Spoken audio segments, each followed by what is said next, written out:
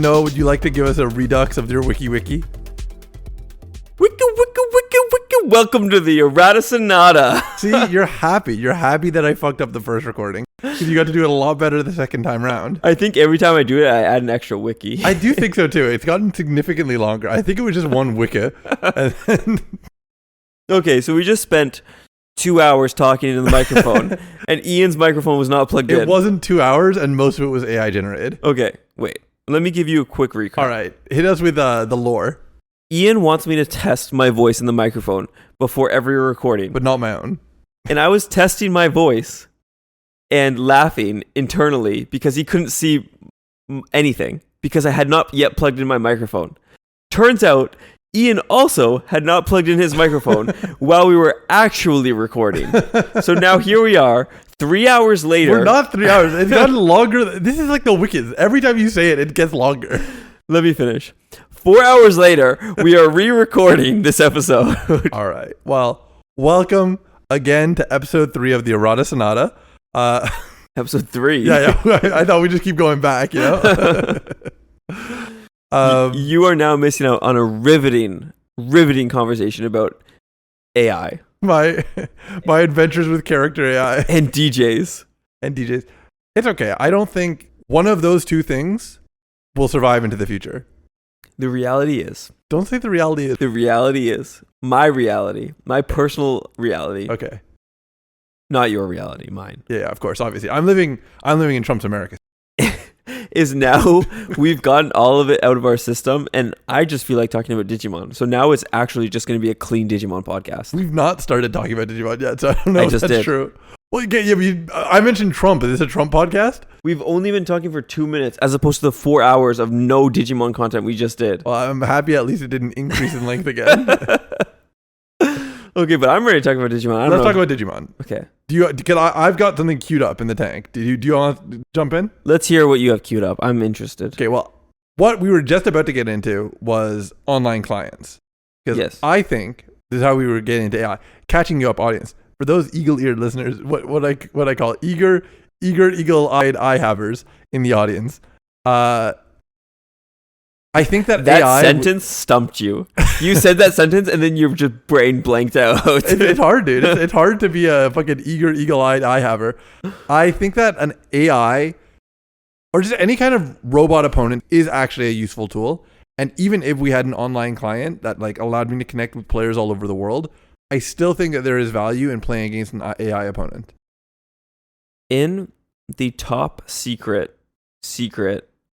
client that Noah made, unrelated to Digimon. Oh, by the way, I'm Ian, by the way. I'm Noah. By the way. In this top secret client that isn't Digimon, it's just a client. There is a AI or a robot that you can play against. Yeah. But what's his name? Steve. Oh, okay. Why would you play against it when you could play against a rando? Because a rando will quit if he sees me playing security control. That's true. But how is the AI going to properly play against security control? It's not going to know what to do. No, it's definitely not. I mean, you're right. AI is always going to have some fundamental issues. I just think that not being the decision maker, as in an AI versus ghost handing, is useful. And I think it's probably overconfident to say that there's always going to be a player available that will like play against me in a matchup I want to play. But the reality is that playing a matchup that you aren't looking for against a real player, is probably more valuable than playing against a bot playing the matchup that you want, because that bot isn't going to play like a real player. It'd be more valuable for you to just play against yourself. Maybe. Yeah, I guess like your logic is a bot might just want to drop a mega on turn 2, or it might be like might not be thinking like, okay, well, let me weigh the odds in the same way that a human would, of like the cards that it expects to draw and what it's playing for. I don't think it'll be that bad. I think obviously you can put in, do this. If not, do this. If not, do this. But a deck like Mirage Galgamon might be easier to do that for than a deck like, if you want to practice against security control and you tell a bot to do that. Or if you want to practice against Mirage and you play security control, that bot is only going to be building a stack up and then coming and swinging. Here's the difference. The entire reason why AI is appealing is because you have machine learning. One mistake does not beget another. So if your Guillemon dies to a negative 5k floating on field, it is just going to play a Gazimon. No, it never will. Immediately. It's learned. It's learned. Once you've done it once, you're safe. I'm not aware. I feel like I've been pretty removed from the video game scene. Mm-hmm. I am a gamer. Has machine learning affected games? Yeah. Not a lot. It's, for the most part, games have not publicly been using it an excessive degree, and there's a very anti-AI sentiment in a lot of online spaces that has kind of discouraged AI from being used publicly as much as like it could be used right now. That bums me out, by the way. I think about this all the time. Expand on that. It bums me out how, I'm just going to call it what everyone calls it, AI. Yeah. Everyone's down on AI. Everyone is really down on AI. I think everyone's really down on it. The number one thing that like they're down on it seems to be the idea of art theft, which is one of the biggest things that I'm against. You're very against art theft. No, I'm against people saying AI is art theft. I'm pretty with you, to be fair. I don't think it's really art theft. I think that it's a tool. There's definitely limits, and having a conversation about it is fine. I think that, man, this is gonna be a soapbox for a second. I am an accountant. Accountants have been on the chopping block of AI hitting our jobs for a very long time, because a lot of our duties ends up being like, well, one person with the right technology could do the job of 10 people. We had that same dynamic 50 years ago, and at the end of the day, 90% of people who were working in accounting were chopped. So we already went through that cut. We're probably going to go through that cut again. Nobody really cares about the accounting jobs that were lost to artificial intelligence. Not even just artificial intelligence, just automation. Yeah, I work in the automation field. Yeah. Every time you build a machine, you have to know that you are making people lose jobs. Yeah. So like what I'm saying is having a conversation about art theft and where the line is that you want to draw, I can get behind that. But the idea of there's going to be less room for artists and there's going to be less jobs for artists is so fucking conceited, because nobody cared about when fucking factory workers lost their jobs or when accountants lost their jobs. It's like the idea that, oh, it's artists, it's little baby artists that we have to protect is so conceited to me. And art is expensive. Suddenly, people have access to art that they can use for their startups. We know somebody in the community who's working on making their own card game. Yes. And their little doodles on papers were really cute and cool. But once they've introduced AI art into the mix, it adds so much legitimacy to their product. And it's so cool that this person who isn't an artist and would never have the funds to pay someone to do this can now have this art, even though it's not high quality Digimon level art. Yeah. They have access to this. And I think that's so huge. It opens up doors for so many people. I can get behind that. I think that there is a line where it becomes a conversation and how we want to interpret things. Like turning people's work and then feeding it into an AI and then turning that into a commercial product that's sold. I think that's, at the very least, is more gray than what I see its main appeal for. Because I'm thinking more, okay, I play D&D. There's no profit-making venture when I play D&D with my friends. If we have ideas that we want to sort of turn into images and then use in our game for non-commercial purposes, I think that the use of AI and AI art is fantastic, and I want to encourage that because it's a tool for non-commercial use that I'm like, I don't see any ethical qualms with that. When digital art became a thing, a lot of people considered it fake art. Yes. Because it was more efficient to use digital tools than it was to use analog tools. There are still quite a lot of, like, I'd say elitism about physical versus digital art. And I think the biggest argument I've seen is that every artist consumes the world around them and other art pieces around them to create their own art. Yes. It's just something they can't control. They see stuff in their life. It goes into their brain. It affects how they create art. And the argument that I've seen is that AI does it significantly more efficiently. But again, digital art is just more efficient than physical art. Yeah. And on and on and on and it goes. And to me, it's the same thing. It's a bigger leap from digital to physical, digital analog, AI, digital analog.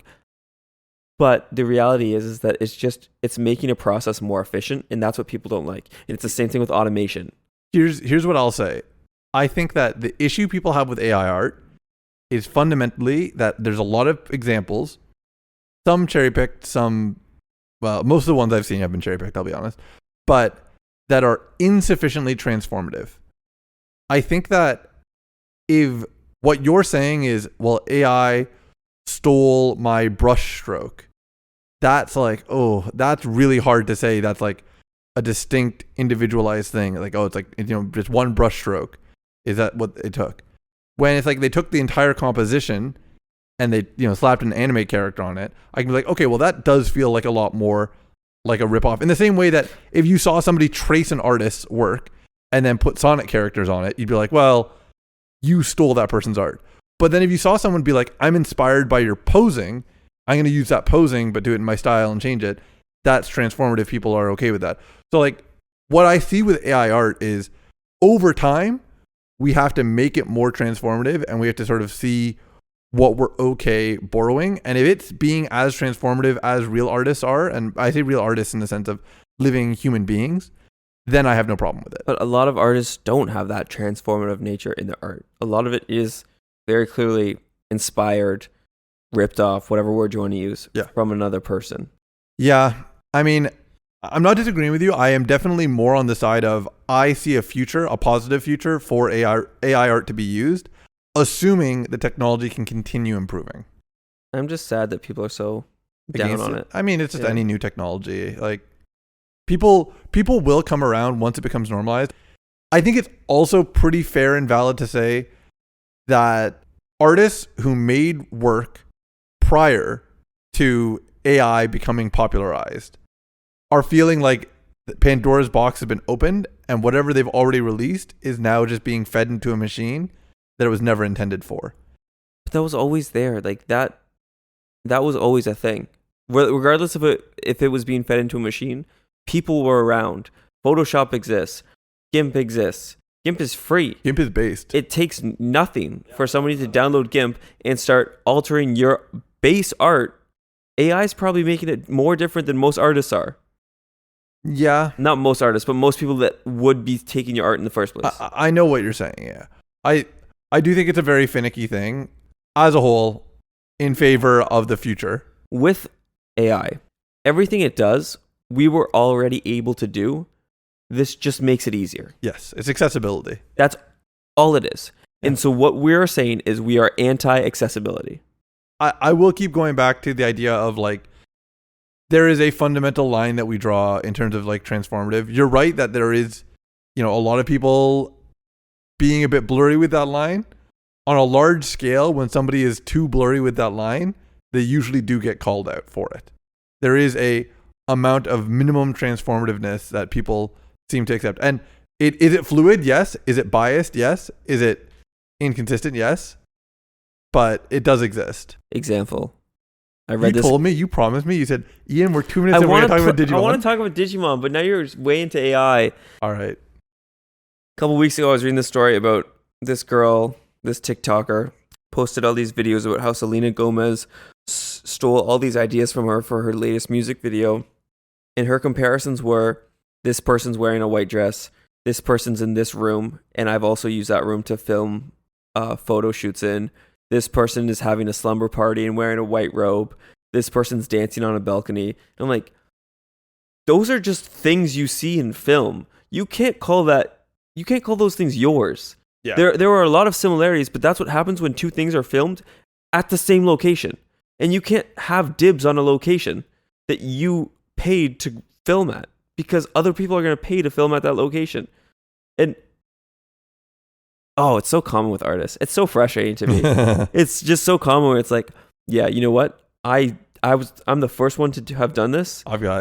This is everything that happens after this, and it's so common. And I think most artists don't realize how much they're influenced by other people to begin with. Well, I would hope they realize, because like fundamentally, like art requires a lot of looking at other people's work. I mean, for this podcast, I watch a lot of other people's editing and I try and steal what they do I think to make it better. in general, this is a sweeping stereotype.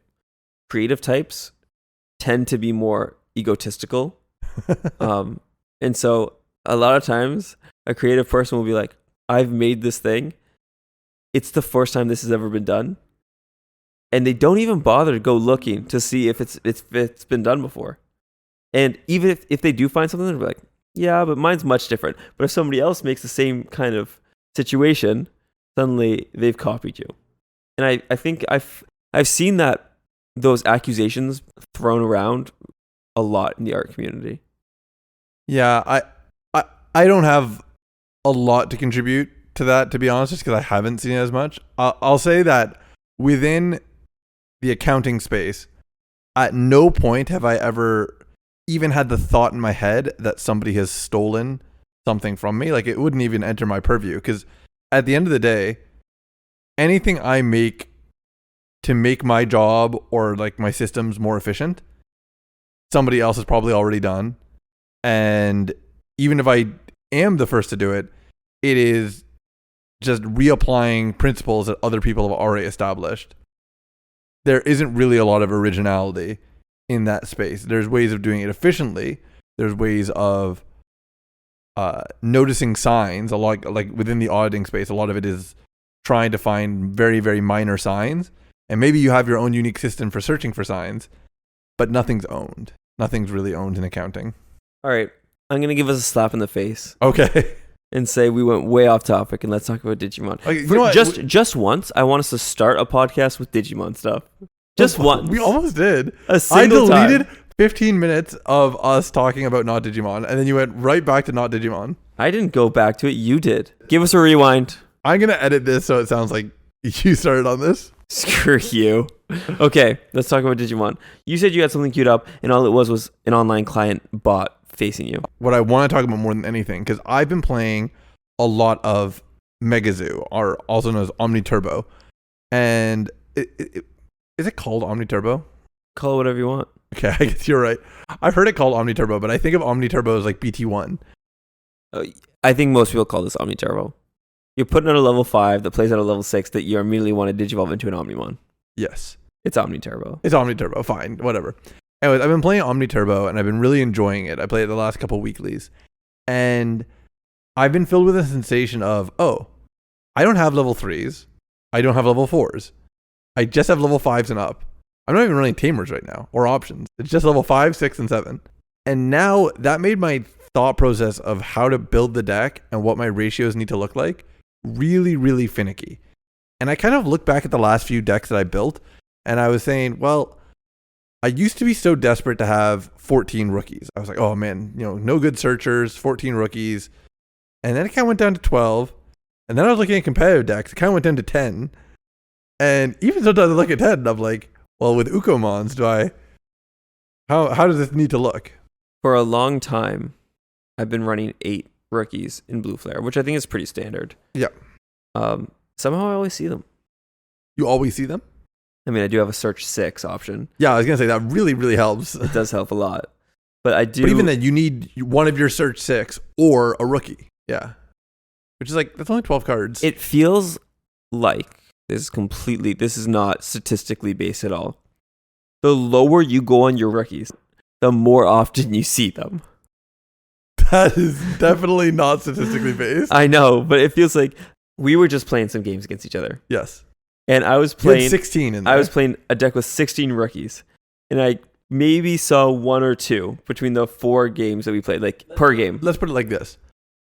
I was playing a deck with 0 rookies, and you were playing a deck with 16 rookies. And it seems like both of our opening hands had the same number of rookies every time. And then I pulled out Blue Flare with 8 level 3s, and never once did I have to not hatch and digivolve in the back. Every single time I had another level 3 and I was running half as many rookies. Explain that one, Batman. I'm sorry, I can't.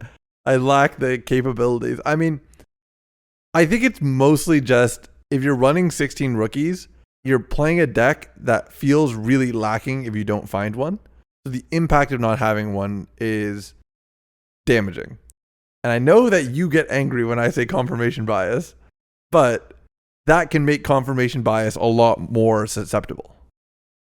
Yes, but I'm immune to that. You're immune. You're immune to effects. I'm immune to effects like that. You know, I actually, sorry, this is Digimon related. It's fine. Sure it is. I promise you. I faced Fang Long for the first time in my life. In fact, Fang Long won our last weekly. I am getting so fucking fed up with these cards saying cannot be affected. That's it. That's all I need to say. That is a objectively good take. Yeah, thanks. And that will be the end of our podcast. Shut up. Are you scared about insects coming out? I'm not scared of insects. I think it's annoying. I think at any point in time, unable to be affected by opponent's effects sucks. Even if you just limit it to can't be affected by Digimon effects, that's so annoying. Because let's look back at like Greymon.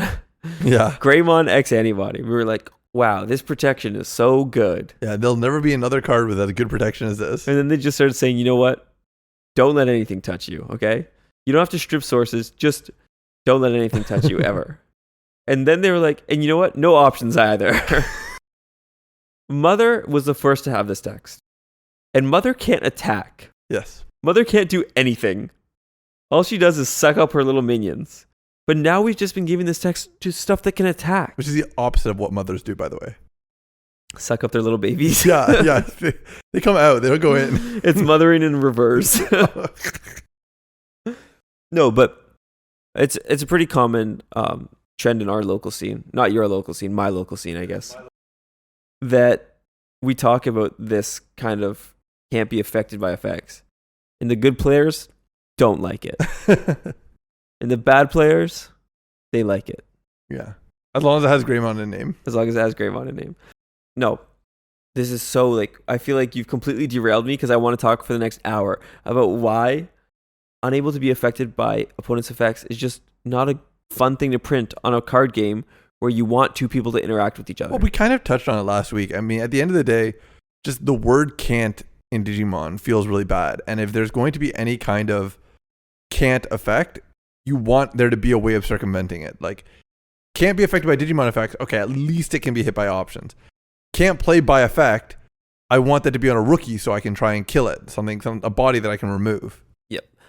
If I make you unable to attack or block with Metal Greymon, you have X number of options now that don't include attacking or blocking. You can Digivolve. You can play other stuff. You can do whatever you want to do. But if I printed a card that says you can't do any of those things, suddenly the interaction between us is a lot less. It's limited. You hate Mega Gargomon Ace. I don't hate Mega Gargomon Ace, but when I put a card down and it says you pretend this card isn't here because you can't touch it at all, why are we printing those cards? Who is that for? We don't have a limit on board space. So we can just keep slapping down these cards that can't be touched. Yeah. Who thought that was a good idea? I guess it's just like they wanted to circumvent some of the issues that are presented with, I spent so much memory to build up to this body. I want to feel like it's able to actually survive a turn. Sure, let's have a chat about that then. Because in case anybody's unaware, this whole time we've been referencing Magnamon X. Yes, we have been. Magnamon X is a mega that digivolves from a level 4 for 5. Yes, it does. So in total, if you go from rookie in the back for 0, probably a Vmon going into a Magnamon. Digivolve for 3, Digivolve for 5. You only needed 3 cards total to get there. You skipped all the steps of trying to find those cards. I mean, you only skipped level 5. But now that's a big skip. You have a card on field that just can't be affected by anything that you could possibly think of. That's not true. Technically, we're ragging on it, but technically you could attack into it at higher DP. But it's also an unsuspending blocker, which is very good. That gains DP. So in case you were thinking of raiding into it, you better be 18k. Because it immediately goes up to 15 when digivolving, and then if a security is removed on your opponent's turn, because it's all turns. I think it's all turns because it can be used offensively and defensively. Yeah. They really it's a front crazy card, yeah. BT16 is kind of a crazy set. Yeah, we're getting new Ukumon as well.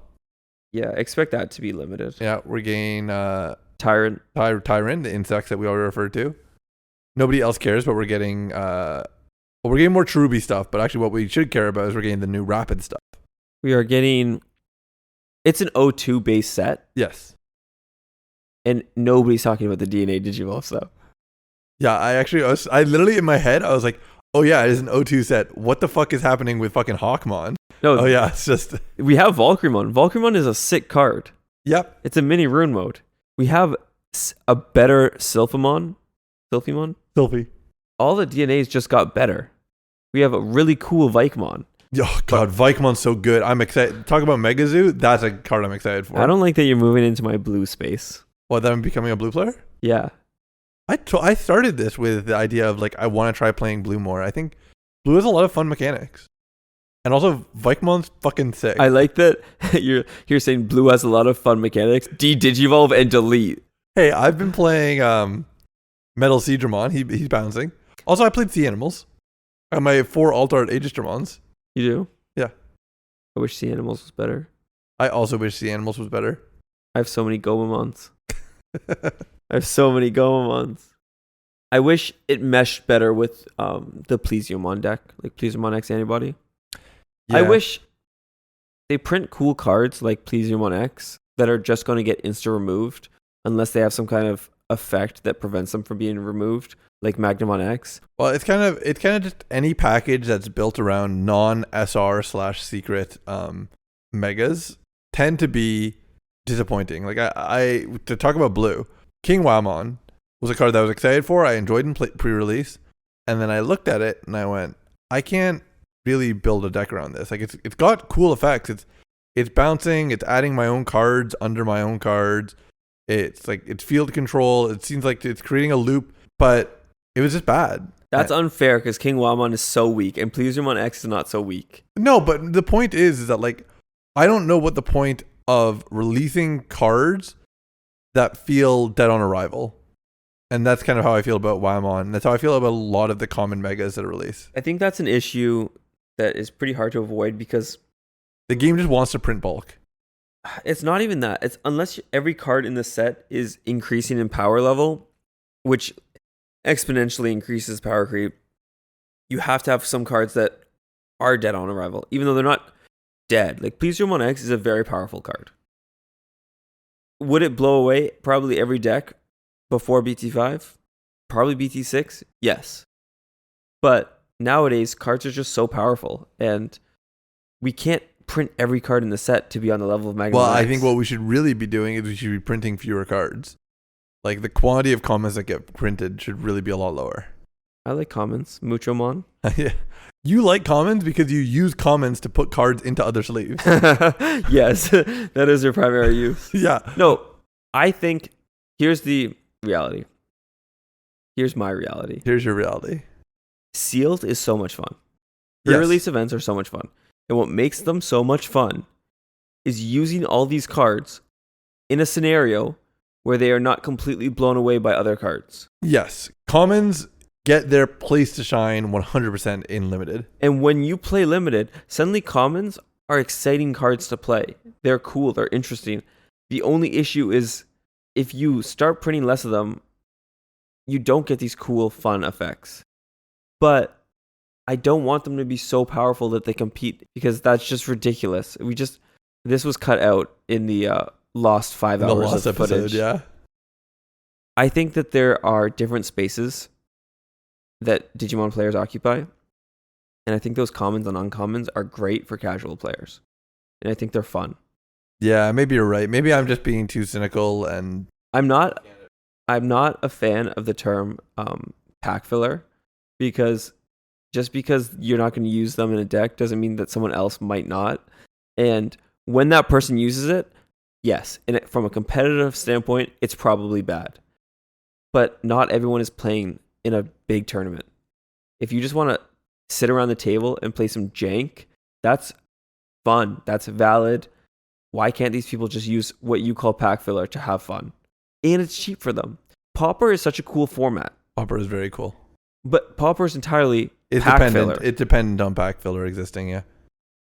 I'm I want to say something. It's unrelated. I have a history with a term very similar to the term you just used, to the point that it's absorbed in my mind the moment the words pack filler came out of your mouth. You know about this? No.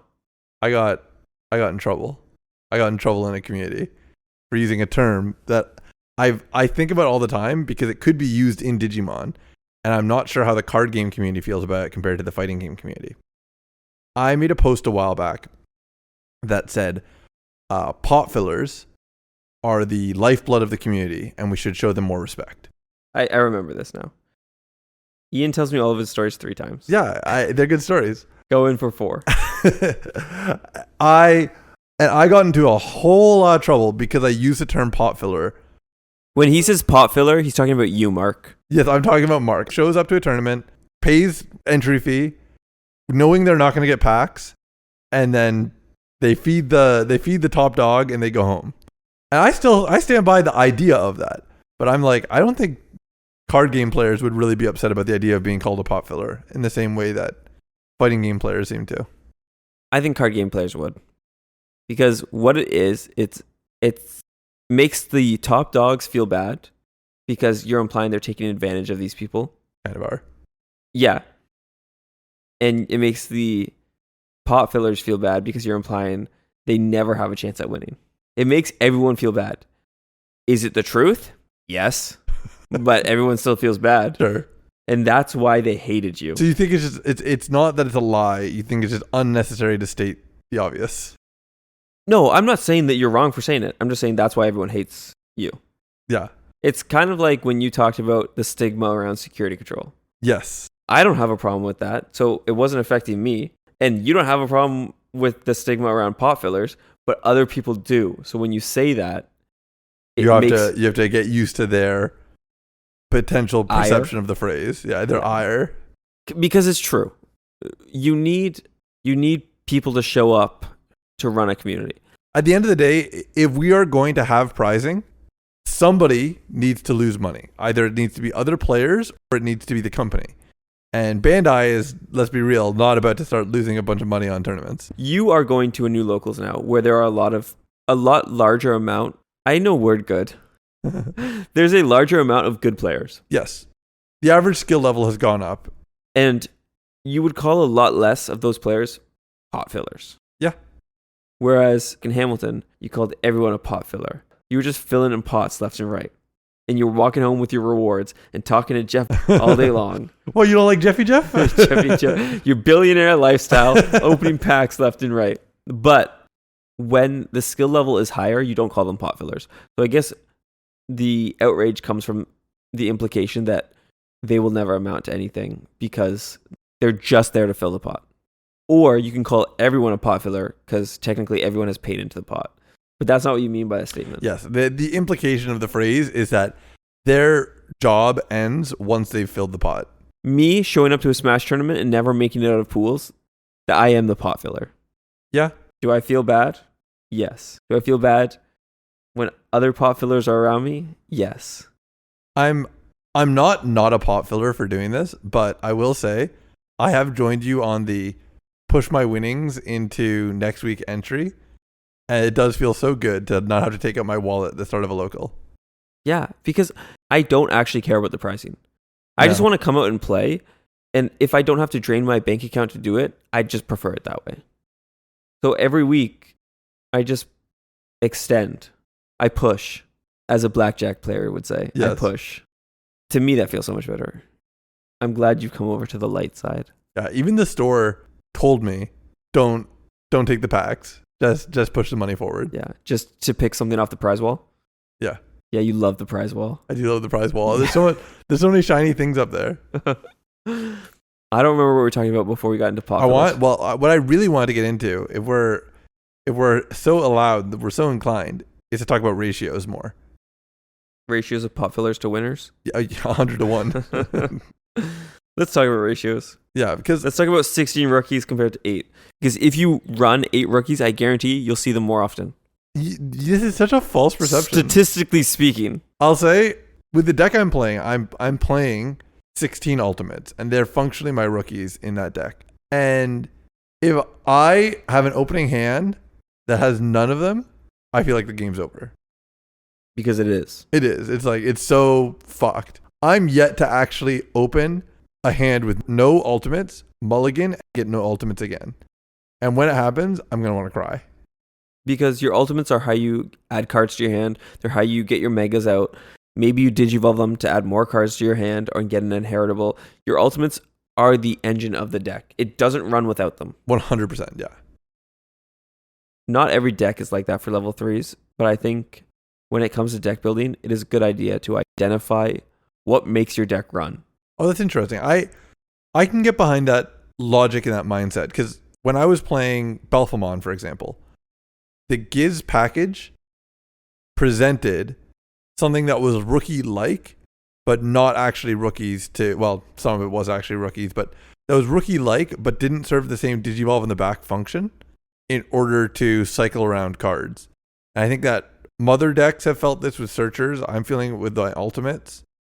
And any kind of reduced play cost feels a lot. Well, if you look at Blue Flare, if you told me to pick between level 3s in the deck or Blazy Memory Boost, I'll choose Blazy Memory Boost every day of the week because that's what makes the deck tick. I'll figure something else out to deal with having no level 3s, but blazing is what makes the deck tick. So that's why I only run 8 level 3s because they're just not that important in the grand scheme of things. And I think when you go to build a deck, figuring out those ratios are going to be it's going to be very impactful. And I think the first step to figuring out your ratios is figuring out what makes your deck tick, what makes it work.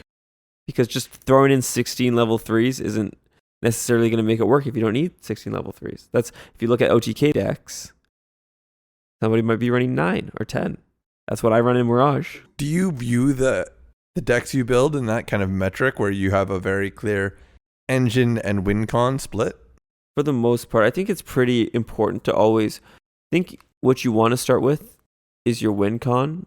You can start with an engine because there's lots of cool engines, but then you might build a whole deck and then realize you don't have a way to win. Yeah. So I think where you want to start when it comes to deck building is win condition.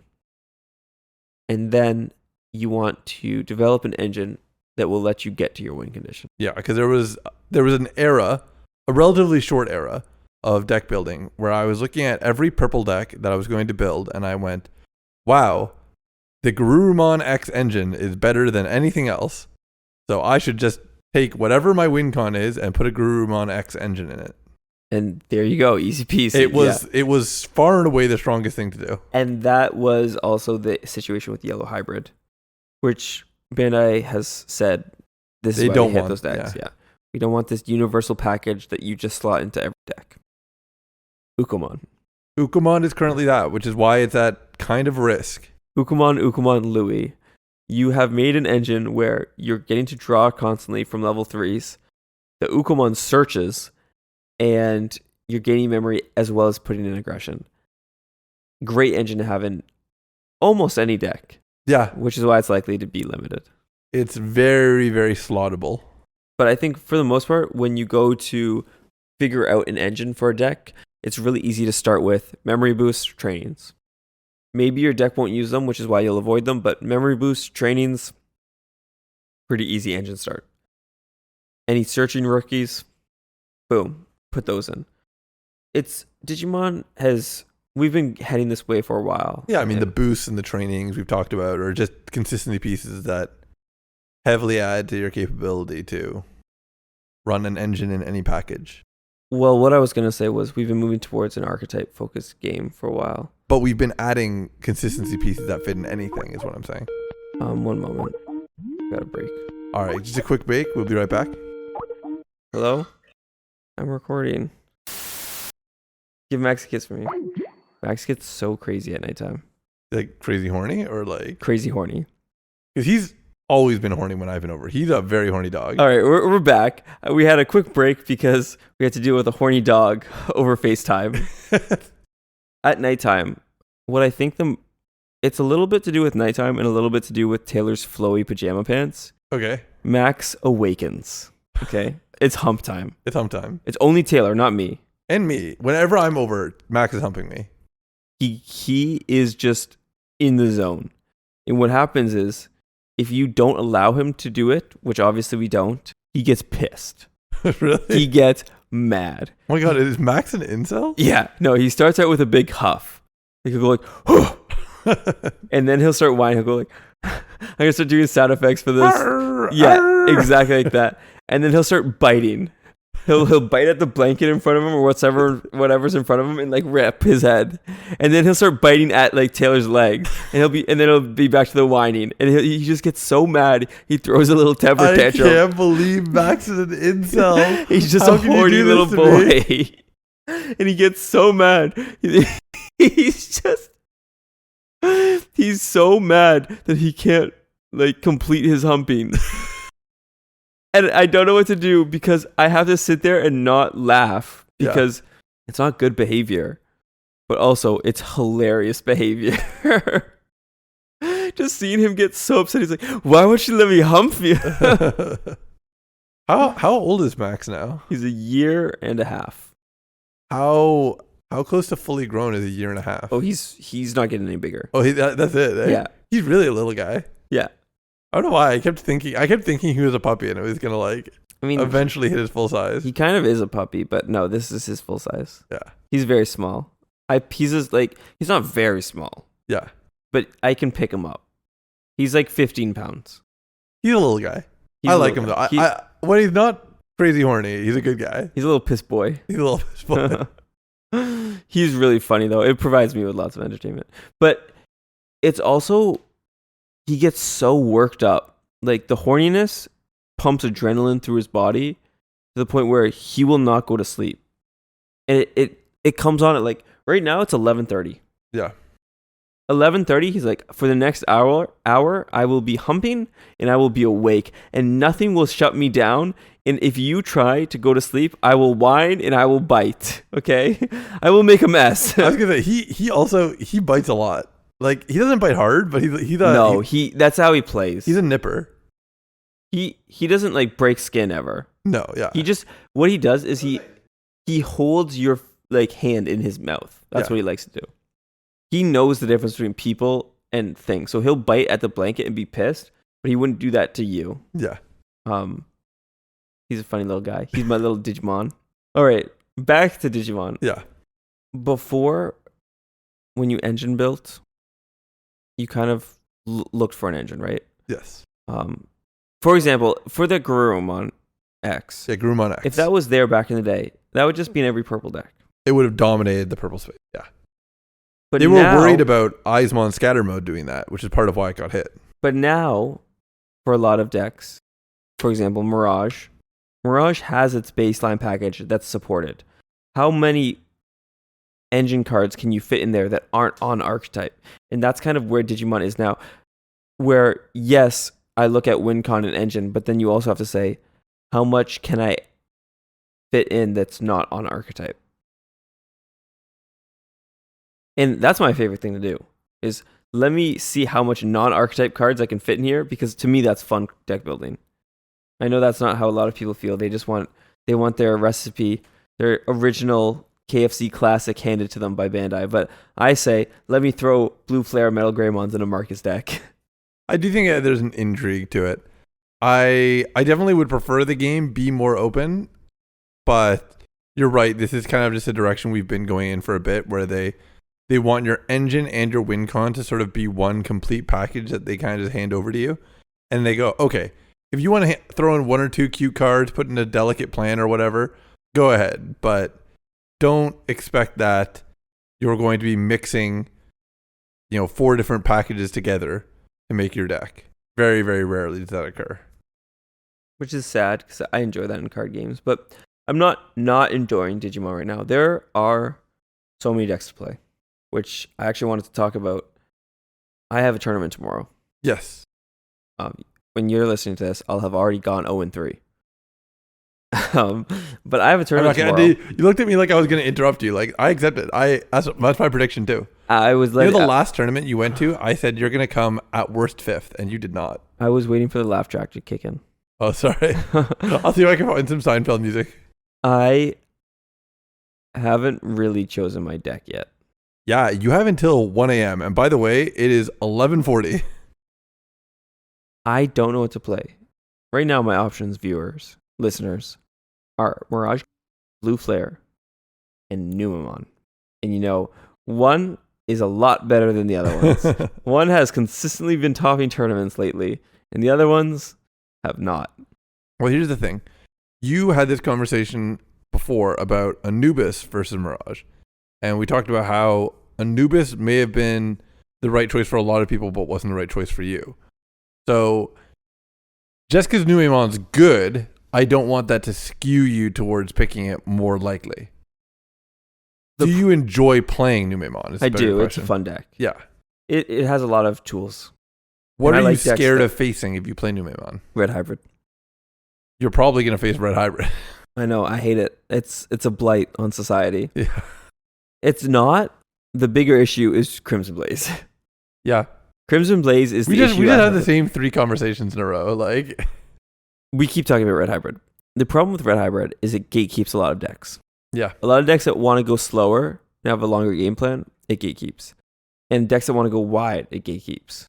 And that's a lot of decks. Yeah, I mean, this is inherent to the word gatekeep, but I'll just take a quick sidestep and say that this happens a lot. Honestly, a lot of fighting games as well, but in Melee, Sheik and Captain Falcon are not the top characters of Melee. Sheik's quite good, but the main thing that they do is they go, all right, we invalidate half the cast from existing. And so part of the reason why Melee feels so restrictive as a cast is just because the tier list against those characters is so dominantly skewed that you don't really get to have an interesting, interactive spread of characters show up in tournaments. Sheik and Captain Falcon say, you must be this good to play. Yes. And that's kind of what Red Hybrid does. And lots of decks do that. Security Control is one of those decks that I kind of consider. Although Security Control has gotten a lot better in the past couple boxes. But Red Hybrid does that to a lot of decks. And in my opinion, a lot of the decks that I kind of want to play is every time I think of a deck, I'm like, is this too slow to play against Red Hybrid? Or does this go wide? I want to play Bloomlord so badly. And every time I think about playing Bloomlord, I'm like, oh yeah, why am I not playing this? That's right, Red Hybrid, Crimson Blaze. Like, these cards just invalidate decks. And they're not uncommon decks to play because they are on the easier side to pilot. They're very streamlined. It's really easy to know what a Red Hybrid player is going to do on their turn. Yeah. But you can't stop it. And that's unfortunate. Everything about Red Hybrid is very upfront. You can see how many hybrids they have in the trash. You know when they have a tamer, what they're going to be doing with it. They're going to be digivolving it. They're going to be swinging at security. The question is, how fast are they going to be doing it? And it's just a frustrating experience because it's so easy to predict, but you can't really do anything about it. A lot of decks don't have something to do about it. Yeah. They just have to, unfortunately, hold it. Yep. Which is lame. But that is my current predicament with Numemon. Well, the one of the 3 that I didn't mention, but you're thinking about going back to Blue Flare, eh? Yes. What's pulling you in that direction? Well, I considered Mirage to be one of the worst matchups for Blue Flare. And I think, personally, we're seeing less Mirage now. Now, this is me saying that after I wanted to play Bond of Friendship, thinking Mirage is one of my worst matchups, and immediately facing Mirage. So maybe I'm way off. The other issue with Blue Flare is purple and black have the 2 worst floodgates to deal with as Blue Flare. And currently, purple and black hold a lion's share of the meta. I actually wanted to pounce on this. Is Numemon running its hate rookies? A lot of them are, yes. Okay, so but there's a mix because I was noticing at my locals I was not seeing the hate rookies. Were you seeing black base or what were you seeing? I saw black base, but I was seeing Agumon bottom end rather than hate rookies. Agumon is very popular because gain of memory is pretty good start of main phase. But you were probably seeing 4 Uko, 4 Agu, and then maybe some Chumons or Chikurimons. Yeah, and the Chibu and Chikuri just didn't really show up, but that may have just been sample size. Yep. I know some people don't bother with the hate rookies. I think they're extremely good. I think you get multiple of them out, and it changes the game. And so for Blue Flare, as a Blue Flare player who hates playing Cyber Launcher, Floodgates are pretty bad for me. But Yeah. I do think a lot of people are kind of cutting down on Floodgates, like you mentioned. I think Leviathan doesn't run that many. It's rough because they do recur. But I think I can deal with it. I think I can do it. And so I am leaning Blue Flare. It's hard, though, because I want to do well in my tournaments. And leading up to a tournament, a big part of doing well is picking the right deck. And it feels really bad to pick a deck and then not do well and to regret your choice. I've been there lots of times. And sometimes you just don't pick the right deck. Sometimes you just don't win matchup roulette. Yeah. And I don't think it's ever been as influential as it is now, because before, not as many decks were viable. So you didn't have to account for as much. Right now, there are so many decks that you might run into. It's crazy. It's cool. It's super cool. It's fun. But it makes being a competitive player a lot more difficult. I'm trying to think about your specific example with Nume, Mirage, and Blue Flare. And it feels, sample-wise, very likely that you are going to run into somebody running Psychmon. One or the other is okay. It's just if they have both out. If they have both Gazi and Psych. Because if they have Psychmon, I can pop 2 Blazings and go to 7 and play it for 7. Sure, but then you have to have found 2 Blazings by that point. Well, I'm probably not going to win the game if I haven't played 2 Blazings. I probably don't have any of the pieces I need in the first place. Again, the deck really runs. This does not sound like that good of a deck when you put it like this. And I'm like, man, I really got to find my 2. Because think about how the deck gets cards in its hand. Yeah. You've got your rookies that you digivolve in the back. You've got Blazy Memory Boost. You have Greymon, which searches 4 and grabs 2. And you have Mailbird, which draws based on number of opponents, is it? That is Decardramon. Decardramon, okay. Which is not used for a Digicross. And a lot of people are cutting out because, yeah, unfortunately, it's just Mailbird's important, Greymon's important, Decardramon is not important. Okay. So those are your ways to draw. If you have a draw egg, a draw baby as well. Yeah, that is not a lot of different sources. Yep. So Blazing really carries the deck forward because you put a level 3 in the back, you're not digivolving again. Unlike most other decks, you're not digivolving to draw cards and also get closer and closer to your win condition. So unless you're hitting Blazings, you're probably not winning the game, which is rough. It is rough, yeah. But mulligan for them. I think a big important factor in my mulligan was I don't keep a hand that just has a level 3. I need either a level 3 in a Greymon or a Blazing. I'll keep a hand with a Blazing. A Blazing and nothing else is a good hand. Yeah. It's interesting. You're going to grab 2 cards and maybe play a Tamer. I mean, a Blazing with 4 other cards that eventually you'll use. Yeah, it's not like they're duds, obviously. But it makes the Blue Flare experience rough sometimes. I think Blue Flare is one of those decks where it's kind of always relevant because it does what it does and it does it well. And I enjoy the mechanics of it. I also I keep thinking about Mirage. But you don't want to go back to stacks. I mean, it's not that I hate it. It's just I do miss. I look at other decks that either have ways to boost their DP such a large amount or gain protection. And now I don't have jamming, and Mirage is just vulnerable. It's just there. And it feels bad to play. It's a blue deck, which means security attack -1 invalidates your turn. Yeah. Because you don't have multiple checks, you just unsuspend a bunch. Which is why I think Arrow Vudramon fits back into the deck. I played him at Nats, but I just took him out for a Pokemon meta. Yeah, I mean, if you want to go back to it, I actually don't think it's the worst idea. But I still just I think that the things that you did not like about playing Mirage have not gone away.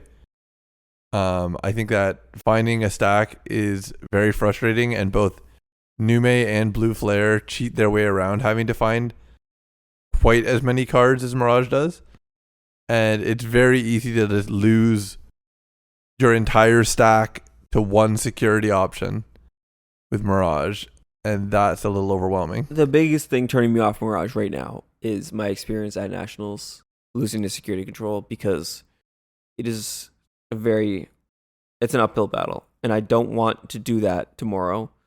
Or do I just say, match roulette, let's not face any security control players? At the end of the day, you are playing some kind of matchup roulette, whether it's avoiding security or it's avoiding red hybrid. And you have to also say, no matter what you choose, most likely you are going to lose the roulette. It's not like because you chose this, therefore, if you face no red hybrids tomorrow, you wish you had played Numemon. It's like, well, if you had won that round, you may have faced a red hybrid the next round. Mm-hmm. I don't think you can just sort of look at the sample size of your tournament as being indicative of what the whole scope of the event was. No, of course not. You just have to pray that you get lucky. Yeah, that's mostly what it comes down to, is no matter what you choose, there is going to be an element of prayer. And you need to dodge those bad matchups. And I'm bad at dodging the bad matchups. When I went to Nationals, I said, please just let me not face Hunters.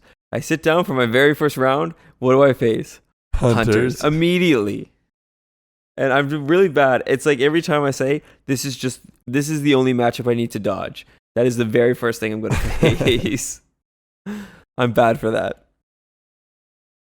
Ian, I'm here to request your support. I need you. I need you to start playing large tournaments. For $2 a day. A toonie? A toonie? Okay, hold on. We're gonna talk about this. I don't think that toonie is a abnormal thing to say, and I think that it's okay if somebody doesn't understand it. I don't think anyone's doing anything wrong. But if I go, hey, do you have a toonie on you? And they don't understand. I go, a toonie, and I hold up two fingers. And I say another time, a toonie. And then eventually I say $2, and they still don't get it. I'm like, what the context is I was asking for change from a delivery guy. It's not abnormal in the context of Canada, because everyone should know what a toonie is, the same way you know what a loonie is, because It is a currency. Yes, it is. It's like for our American listener, it is like saying, "Hey, do you have a dollar?" And then being like, "What's a dollar?" I have never heard someone call it a $2 coin. Yes, it is a toonie. It is a toonie. So I feel like they just weren't hearing you. They have to know what a toonie is. It's okay. I'm giving him a pass. He does not need to know what a toonie is. But if you don't know what a toonie is, and you also don't know what $2 is, what do you want me to call it? All right, Ian. I need your support. All right. I need you to start playing in large tournaments so we can have this back and forth about the meta. Yeah, well, that's exactly it. Is that I struggle to give you advice on what to play, because I can say, hey, let's talk about what you enjoy and what you think will perform. It's difficult for me to say on a large scale tournament what I think will perform, because I don't know what the ratios of matchups are going to actually look like. I don't know what the incidence of blue flare is, or of red hybrid, or of security control. And it's hard to even gauge that from an outside looking in perspective. All I can say is, at my local, Banglong won last local. Blue flare has shown up a lot at my locals. Red hybrid has shown up a lot at my locals. That means nothing on a major tournament scale. So I can give you advice on how I feel about certain matchups. I can't tell you what will actually perform at a big tournament. I know. And I'm sorry, Noah. I can't be this for you.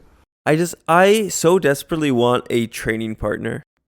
I want somebody that I can play against and practice with. I want to be one of those secret groups that all the top players seem to be a part of, where they have these training sessions and they theorycraft. And we theorycraft, but a lot of times we theorycraft garbage. Yes. We theorycraft my blue-yellow Megazoo. Yeah. And I want to be discovering Uber mode and Anubismon to for the mirror. like the tech cards that like can really like shake up the game in the meta. Yes. And I also just to have someone to run the matchups that I want to test against with. And I miss that. I need that little group of people. Dude, you're so lonely. I'm so lonely. I'm so sad and lonely. Hopefully tomorrow I can do better. And then I won't be sad and lonely anymore. Well, if you want to do better, you better fucking post your deck list, because I'll say time's running out. I'm going to end with this. I think the reason I'm leaning Blue Flare most of all is I performed very well with it last year. That's how I got my invite, and I top 16 multiple tournaments with it. Do you have a legacy with it? I feel comfortable with the deck. The problem is that was during a format where I felt like Blue Flare was very counter to the meta, which was the VT13 Shan Greymon meta. Here's my advice. Here's my honest truth.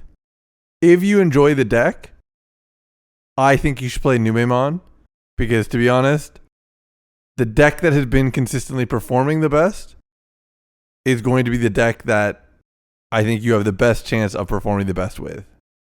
Very fair. It's actually like an unfortunate thing, because I think that it's kind of why tournaments tend to be a race towards the top. And we just go, oh, if hypothetically Levia was making up 4 of the top 16 of the last 5 tournaments, we just go, oh, well, why not just play Leviamon? And I think that happens with a lot of decks, and I think that happens in a lot of conversations, and it's very hard to break that norm. And it's part of why power creep is such a scary thing in card games. The moment you see any kind of dominant strategy step out to plate, life becomes hard. Magnum X is going to be very scary. We're going to be there soon. Yeah, it's coming up. Coming up fast.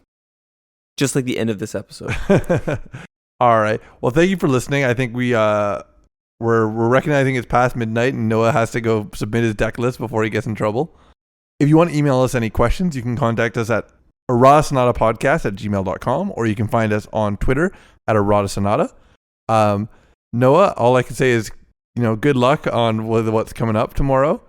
I could see the pout sitting across from me. This man is still uncertain of his choice, but hopefully, regardless of what deck you choose, you end up finding all the rookies you can find on your opening hand. I'll keep you updated, and hopefully it's a happier episode next week where I'm talking about how cool it was that what a top player you are. And I don't even have that high of an aspiration. Top 16, is that too much to ask for? I just want to be on a list. It's not about the prizing. Dude, there's a lot of faster ways to get on a list. All right, I'm done there. That's the episode. All right. Good night, everyone.